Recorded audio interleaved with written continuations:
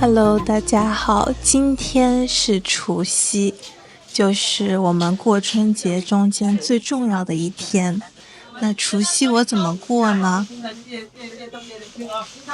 我和家里人一起在中国南方的福建泉州旅游过年，过除夕。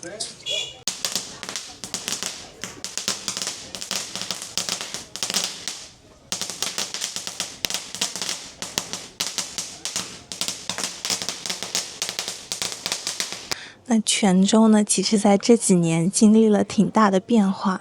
它原来应该是一个比较小众的旅游城市，但在这几年来这边旅游的人越来越多，甚至多了很多热门的景点。那应该是主要有2个原因，一是泉州在几年前成功申请到了世界文化遗产，但我觉得更重要的原因，也可能是你们想不到的。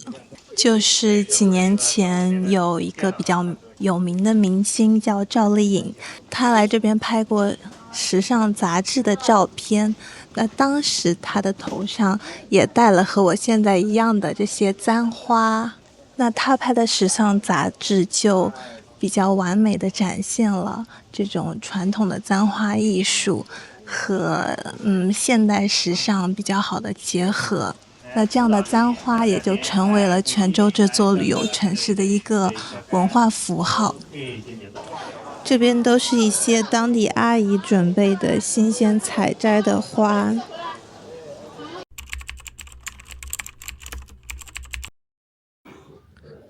那这些花是在哪边采的呢？田里的，就附近的田吗？对，自己种的，然后人家就是手工一朵一朵穿上来的。但是是不是就是我感觉本地人戴的好像其实没有游客头上那么多那么大。对，我们当地的话是比较传统的，戴的话是没有像游客戴那么多的，就会戴少一点。所以这些假花其实是游客开始多起来之后才会有的，对，不然对鲜花的消耗量太大了哈。鲜花它成本会比较高。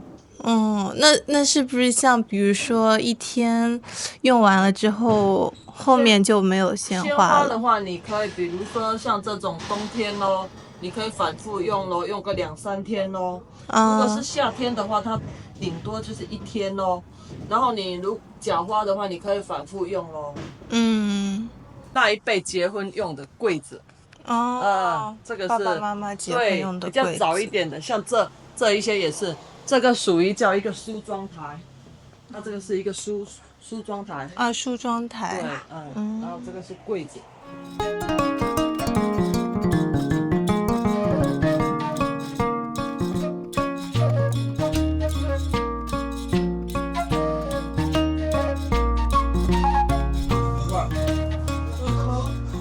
这是假发。这个是假发，我们自己真的话，我们也要接假头发不够长，除非是刚才那个婆婆，她的头发是差不多到屁股这边。她头发那么长？对，她的头发很长。这个是什么骨？现在插的这个是簪块，簪子。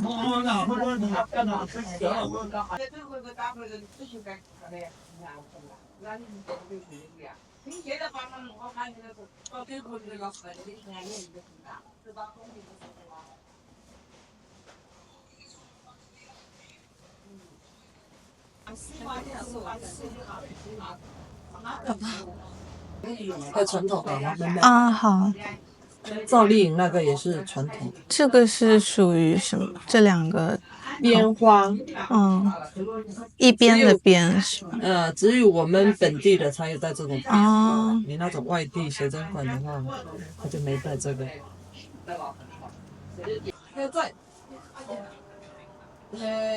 你家己看，你烧金烧了没？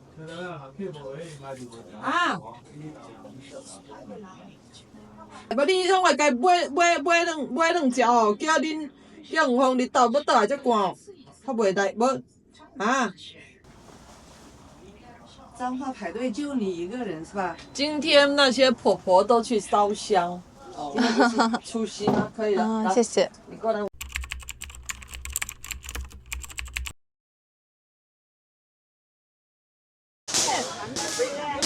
这是当地拜拜的地方。如果说簪花是更接近现代旅游产业的一条线，那我觉得这里的拜拜就是更接近当地传统文化的一条线。但是你们也可以看到，就是这里拜拜的地方也是充满了游客来这里拍照。其实我很好奇，这样的情况对当地人的生活带来了怎样的影响？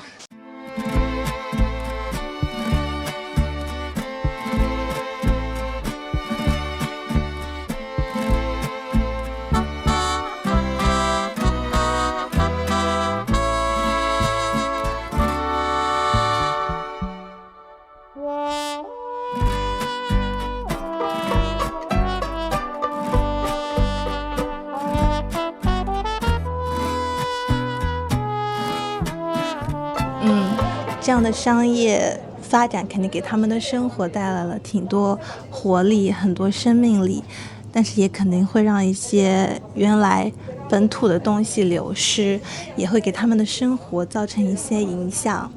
比如今天是除夕，很多当地的人他们就要去拜拜，那可能这边游客也很多，就会到嘛。刚刚我站在路上就被一个当地的阿婆说让一让让一让，她拎着一系列要拜拜的东西，准备赶去寺庙拜一拜。这边还是挤满了游客，带着簪花的游客和摄影师的。其实让当地真的特色给您拍站子好不好？风浪1小时啊！其实真的让这个村子挤了不少。其实这边除了冒出来的一个又一个簪花店，我觉得还是差不多保存了原来的风貌吧。这些房子也都是没有经过什么刻意的修饰的。但是其实这边你可以看到，这个村庄里还是有挺多破败的地方。我会在好奇，如果没有现在这么发达的旅游生意，他们的生活会是怎么样的？那簪花呢，本来是这个当地的女性，她们会在一些重大的场合，比如说结婚，戴在头上的，就有点像宾客收到的请柬，他们会带着这样的一些花去参加一些典礼。但我觉得现在应该也成为了更日常的东西，他们在平常也会去戴这样的簪花，但是不会像我头上的这么大，因为现在我这么大的戴了一段时间，已经觉得挺累了。他们可能就1-2圈、2-3圈这样。那走在这边，你到处都可以看到簪花这一个视觉元素，不管是顶在游客头顶上的簪花，还是这边各处的垫子。那我觉得这边的簪花垫子分成了2条线，一条是外地来的商家做的簪花生意，那他们应该是更成熟的一套针对顾客服务的体系。还有一种呢，就是本地居民做的。那另一条线呢，就是本地居民做的簪花店，他们的服务体系可能没有外来商家做的那么完整，但他们的簪花手艺，我相信是更加地道的。那他们大多就会用自己的家、自己的房子做簪花的店铺，所以有时候你可以看到他们在自己店铺做生意的同时，可能门口还有当地的巡捕女会在那边洗蚌壳处理一些海上收来的东西。这边有4个字是以壳为厝，厝是福建这一带他们对房子专有的称呼。那你们可以看到这面墙，它就是用，这是什么壳？我这是生蚝壳。生蚝壳做的，还是比较独特的。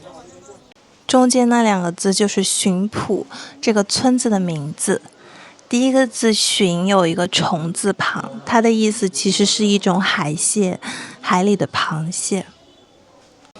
那这2条线呢，外来商家的线和当地居民的线，他们其实形成了一种微妙的关系，既有在互相竞争，但也有在互相借鉴学习。所以你也可以看到现在越来越多当地居民他们做的簪花店体系也更加完整，也会提供很多套不同的服饰，让游客们按照自己的喜好来选择。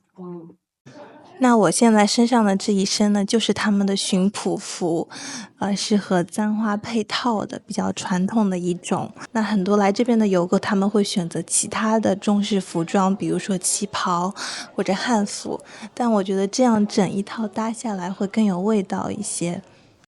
那今天因为是除夕嘛，所以我觉得这边的人，他们的店应该也都会比较早的收工。去准备除夕夜的东西，比如说年夜饭啊什么的。这几个应该就是一些本地的阿婆在商量着什么东西。